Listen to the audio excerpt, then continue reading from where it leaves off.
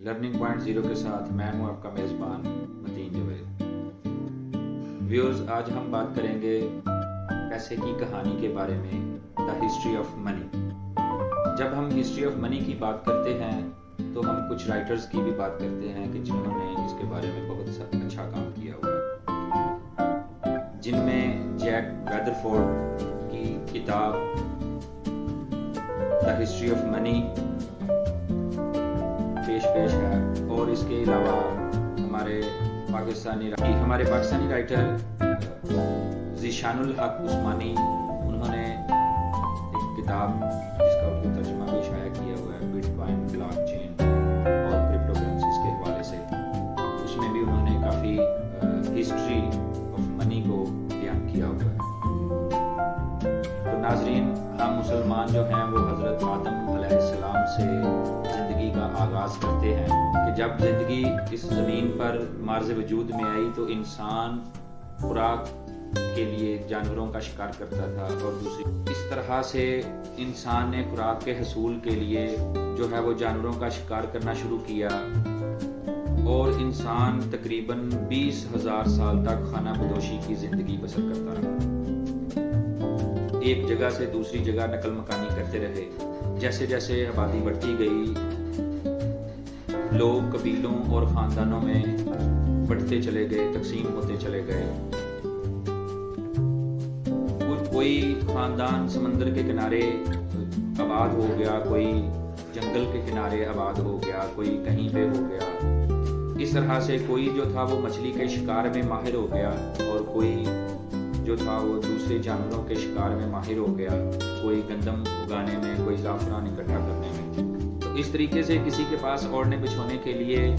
جانوروں کی کھالیں دستیاب تھیں، اور کسی کے پاس گندم تھی، اور کسی کے پاس جو تھا وہ مچھلی کا گوشت تھا، اور لوگوں میں لین دین کا تبادلہ شروع ہوا، جسے ہم آج بھی بارٹر ٹریڈ یعنی بارٹر سسٹم کے نام سے جانتے ہیں۔ آج سے تقریباً کوئی 11,000 سال پہلے لوگوں نے مستقل جگہوں پر رہنا شروع کیا، اور جہاں سے رہنا شروع کیا وہ مشرق وسطیٰ کا علاقہ، جس کو فرٹائل کریسنٹ کے نام سے جانا جاتا ہے، وہاں سے آباد کاری شروع کی۔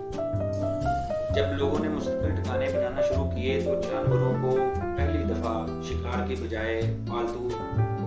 جانور رکھنا شروع کیے، ان کو پالنا شروع کیا، اور سبزیاں اگانا شروع کی، اور سارے سامان وغیرہ اکٹھا کرنا شروع کیا۔ اسی دور میں انسان میں مسابقت کی جنگ جو ہے وہ بھی شروع ہو گئی، فخر و غرور آ گیا، ایک دوسرے سے آگے نکلنے کی جدوجہد میں سر اٹھایا،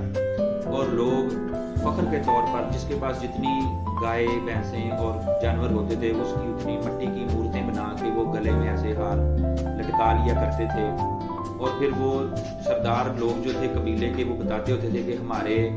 جو قبیلے کے پاس اتنی گائے ہیں، اتنی بکریاں ہیں، تو اس حساب سے وہ دوسرے کے اوپر جو تھے وہ رول کرتے تھے اور بتاتے تھے کہ ہمارے پاس یہ اتنی چیزیں ہیں۔ تو جیسے جیسے آبادی بڑھتی گئی تو یہ سارے معاملات اور پیچیدہ ہوتے گئے۔ ابھی تک زر یعنی پیسہ یعنی منی نوٹوں کا کوئی وجود نہیں، لیکن جیسے جیسے آبادی بڑھتی گئی تو یہ معاملات اور تھوڑے پیچیدہ ہوتے گئے۔ جس بندے کے پاس بکرا ہے اس نے بیچنا ہے، اس کو گندم چاہیے، اب جس کے پاس گندم ہے اسے بکرا نہیں چاہیے، اسے مچھلی چاہیے۔ تو اس طرح کے معاملات جو تھے وہ آنا پیش ہو گئے، اور پھر یہ بھی ہو گیا کہ بکرا وہ کلو کاٹ کے تو دے نہیں سکتا، باقی تو وہ خراب ہو جائے گا، تو اب وہ کیا کرے؟ تو اس لحاظ سے، اور دوسرا جو تھا گندم اگانے والا، ابھی تو اس کی گندم تیار نہیں ہوئی، تو وہ اس سے پہلے کیا کرے؟ تو جی وہاں پہ اب یہ سلسلہ شروع ہو گیا کہ وہ گندم جب آئے گی تب تک وہ کسی کو اپنی زبان کے طور پر دیتا تھا، اور مٹی کی تختی ایک بنائی ہوتی تھی، کچھ لوگ سلیبوں کے اوپر بھی لکھتے تھے، لیکن مٹی کی تختی کے اوپر لکھ کر آئی او یو یعنی میں تمہارا مقروض ہوں، اس طرح سے لکھ کر اس سے وہ لے لیا جاتی تھی، تختی ایک لے لی جاتی تھی، اور وہ تختی جو تھی وہ سنبھال کے رکھی جاتی تھی، جب اس کی گندم آتی تو اس کو وہ تختی واپس کر کے اس سے گندم لے لی جاتی تھی۔ تو اس طرح سے یہ معاملہ جو تھا وہ بڑھتا چلا گیا، اور بڑھتے بڑھتے یہ اس نے ایسے اختیار کر لیا، کیونکہ جیسے ضرورت بڑی تو لوگ بھی سیانے ہو گئے، انہوں نے کہا جی ہم 10 بوری دیں گے لیکن جب ہم واپس لیں گے تو ہم 12 بوری گندم آپ سے لیں گے، یا ہم اتنی چیز دیں گے تو ہم اتنی چیز جو ہے وہ واپس لیں گے۔ اس طرح سے سود کی بیماری نے جنم لیا۔ اس معاملے میں کیا ہوتا تھا کہ عبادت گاہوں میں، مندروں میں یہ ساری چیزیں رکھی جاتی تھی اور لوگ جاتے تھے، تختی دے آتے تھے اور وہاں سے چیزیں لے آتے تھے۔ اب گورنمنٹ کے لیول کے اوپر، یعنی حکومتی سطح کے اوپر، یا قبیلوں کے سرداروں نے یا حکومتوں نے یہ کام کرنا شروع کر دیا، کیونکہ وہ تو پیچھے نہیں رہ سکتے تھے۔ سب سے پہلے 1100 قبل مسیح چین نے سب سے پہلے سکے جاری کیے، جن کے اوپر جانوروں کی اور مختلف اجناس کی تصویریں بنی ہوتی تھیں، کہ بار بار تختی لکھنا اور یہ بڑا حاصل ایک کام سمجھا جاتا تھا۔ ایک بندہ اسپیشل رکھا جاتا تھا جو تختیاں لکھتا تھا اور پھر واپس کرتا تھا، پھر اس کی کریڈیبلٹی اور اس کو کاؤنٹ کرنا، کتنی لکھی ہیں کتنی آئی ہیں، یہ سارا کام تھا۔ تو انہوں نے کیا کیا کہ 1100 قبل مسیح میں جو تھا وہ سب سے پہلے سکے جاری کیے دھاتوں کے، تانبے کے بنے ہوئے، چین نے،